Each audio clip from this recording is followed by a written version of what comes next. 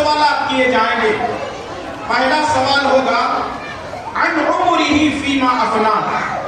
میں نے تجھے زندگی دی تھی, آخر تو نے اپنی زندگی کو کیسے گزاری؟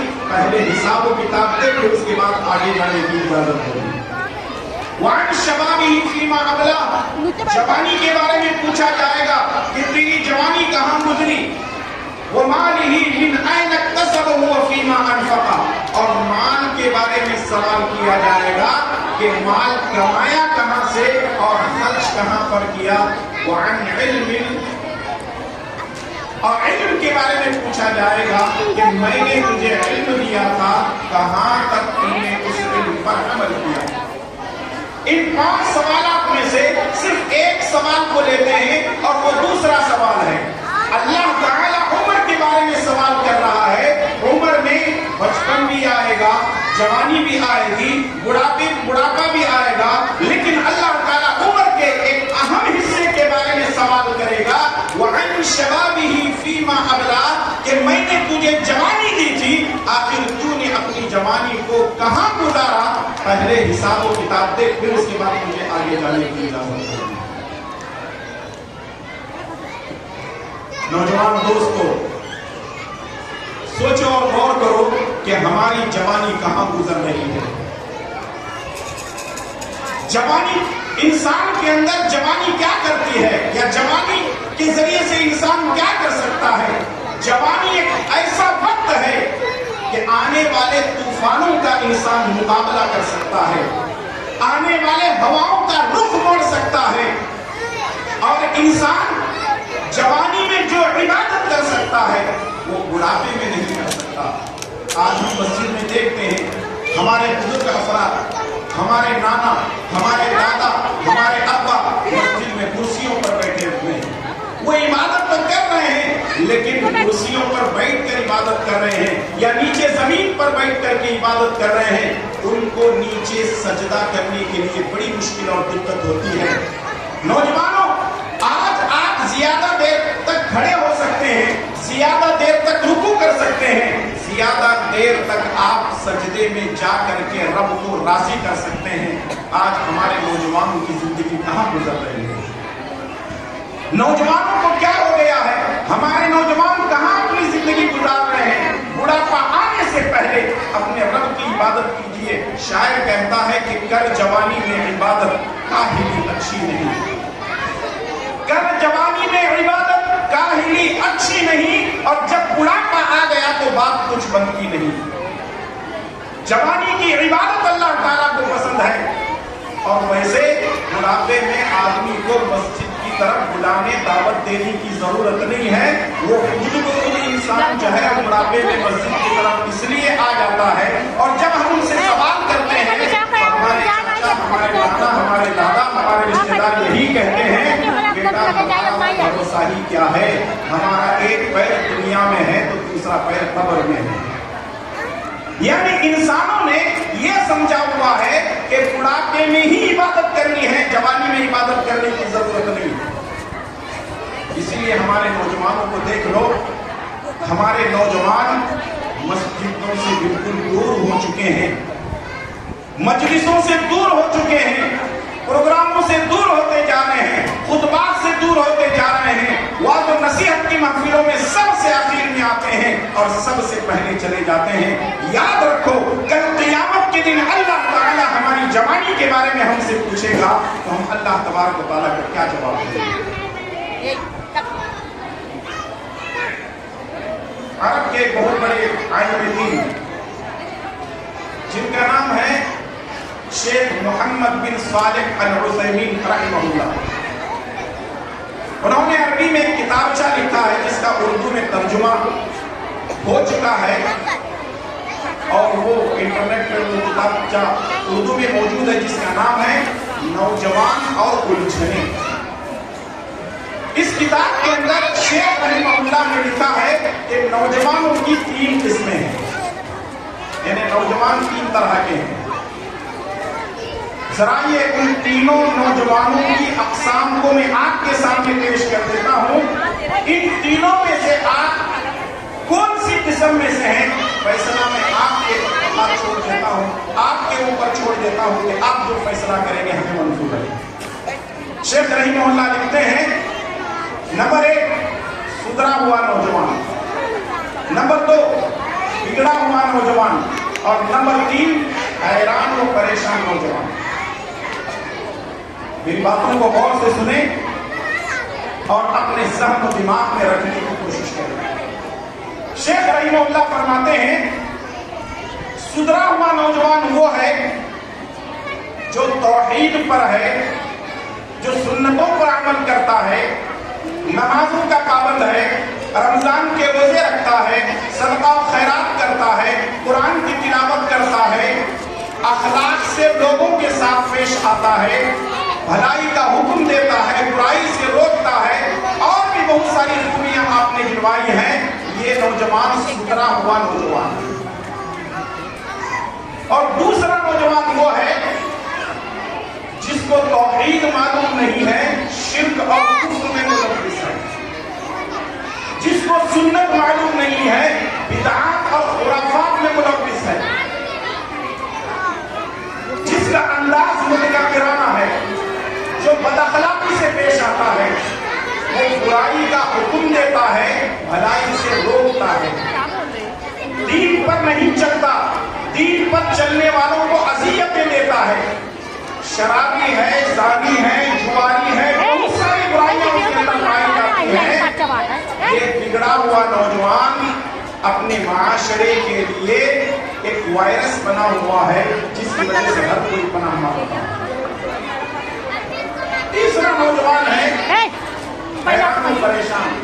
یہ بات سمجھنے والی ہے، سدھرا ہوا نوجوان کون ہے یہ بات تو سمجھ میں آ رہی ہے، بگڑا ہوا نوجوان کون ہے یہ بات تو سمجھ میں آ رہی ہے، حیران و پریشان نوجوان کون ہے؟ شیخ رحمہ اللہ فرماتے ہیں حیران و پریشان نوجوان وہ ہے جو کسی اچھے گھرانے میں پیدا ہوا، نمازی اور دیندار گھرانے میں پیدا ہوا، اللہ اس کے رسول کی تعلیمات پر عمل کرتا ہے، نمازی بھی ہے، روزے دار بھی ہے، قرآن کی تلاوت بھی کرتا ہے، ذکر و اذکار بھی کرتا ہے، لیکن قرآن کی چند آیتوں کو لے کر یا چند احادیث کو لے کر شکوک اور شبہات میں مبتلا کہتا ہے کہ یہ قرآن کی آیت میری سمجھ میں نہیں آتی ہے، اور یہ کہنے لگتا ہے کہ یہ حدیث میری عقل میں فٹ نہیں ہوتی ہے، کبھی قرآن کی آیت کو لے کر بحث کرتا ہے، کبھی کسی نبی کریم صلی اللہ علیہ وسلم کی کسی سنت کو کسی حدیث کو لے کر بحث کرتا ہے، الجھا ہوا ہے، جس کی وجہ سے علماء پریشان، جس کی وجہ سے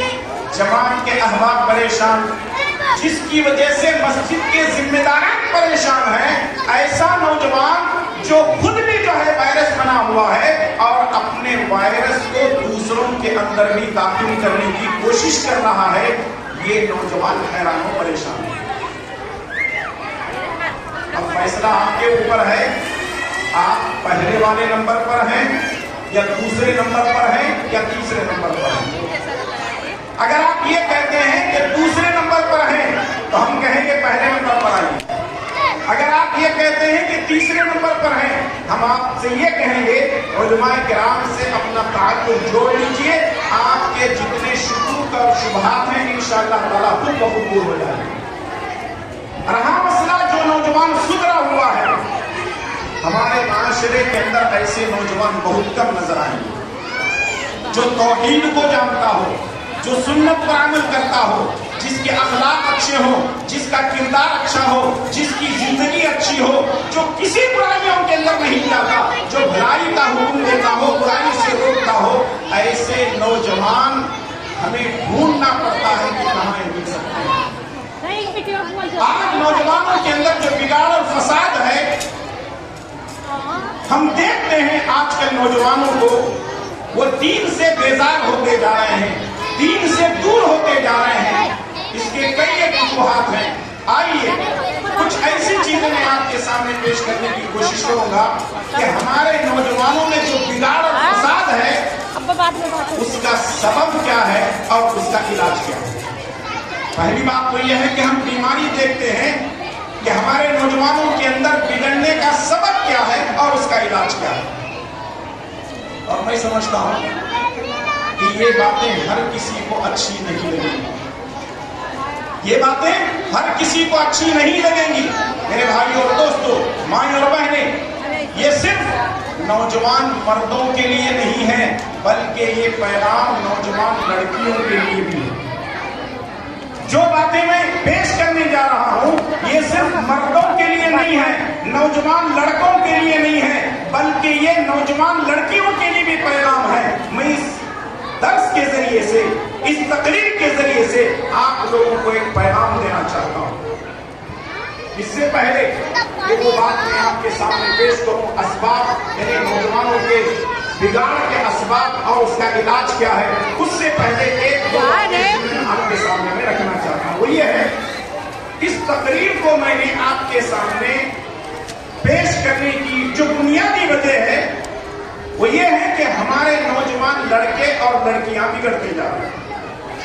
ہمارے نوجوان لڑکے اور لڑکیاں بگڑتے جا رہے ہیں، اور خاص کر ہماری نوجوان لڑکیاں اپنے گھروں کو چھوڑ کر، اپنے ماں باپ کو چھوڑ کر، اپنے رشتہ دار، اپنے خاندان کو چھوڑ کر، اپنے گلی محلے اور اپنے معاشرے کو چھوڑ کر غیروں کے ساتھ گلے میں ہاتھ ڈال کر کے وہ اگنی کے ساتھ پھیرے لے رہی ہے. اس سے قوم بدنام ہو رہی ہے، اس سے معاشرہ بدنام ہو رہا ہے، معاشرہ بدنام ہو رہا ہے، اور مسلم معاشرے پر ہر جگہ خود ہو رہی ہے. ہماری مسلم لڑکیاں، ہماری نوجوان بیٹیاں، ہماری بہنیں وہ برباد ہو رہے ہیں عشق و معاشرے کے چکر میں. ایک طرف نوجوان لڑکیوں کا یہ حال ہے تو دوسری طرف ہمارے نوجوان لڑکوں کا بھی یہی حال ہے. ہمارے نوجوان، اور مجھے یہ بات کہنے دیجیے اور اس پر غور کیجیے کہ جتنے کالجز اور یونیورسٹی میں پڑھنے والے لڑکے اور لڑکیاں ہیں، ہر نوجوان لڑکے کی کوئی نہ کوئی گرل فرینڈ موجود ہے، اور ہر نوجوان لڑکی کی کوئی نہ کوئی بوائے فرینڈ موجود ہے. اس کا مطلب یہ ہے کہ ہمارے نوجوان لڑکے اور لڑکیاں تعلیم حاصل کرنے کے لیے کم جا رہے ہیں بلکہ وہ زندگی کا مزہ لوٹنے کے لیے جا رہے ہیں. تعلیم کے نام پر، مخلوق تعلیم کے نام پر، کو ایجوکیشن کے نام پر، یونیورسٹی اور کالجز کے نام پر بے حیائی کا مظاہرہ ہو رہا ہے. یاد رکھیے، اسلام اس کی کسی بھی حالت میں اجازت نہیں دیتا ہے. اسلام میں یہ چیزیں حرام ہیں، اسلام ان چیزوں کی کسی بھی حالت میں اجازت نہیں دیتا ہے. آخر ہمارے نوجوان لڑکوں اور لڑکیوں کے اندر ایک بگاڑ اور فساد کیوں ہے؟ اس کی بنیادی وجہ یہ ہے کہ ہمارے نوجوان لڑکوں اور لڑکیوں کے پاس علم کی کمی ہے. تو گزارش یہ ہے کہ علم حاصل کریں. علم، اللہ کے پیارے نبی جناب محمد رسول اللہ صلی اللہ علیہ وسلم فرماتے ہیں، طلب العلم فریضۃ علی کل مسلم. علم کا حاصل کرنا ہر مسلمان پر فرض ہے.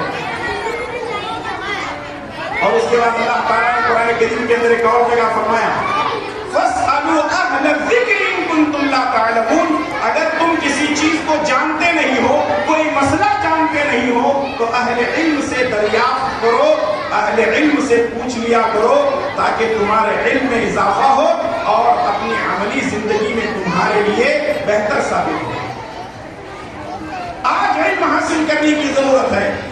آج ہمارے نوجوان عصری علوم میں بہت آگے جا رہے ہیں، ٹھیک ہے، ہمیں اس پہ کوئی اعتراض نہیں ہے، لیکن سب سے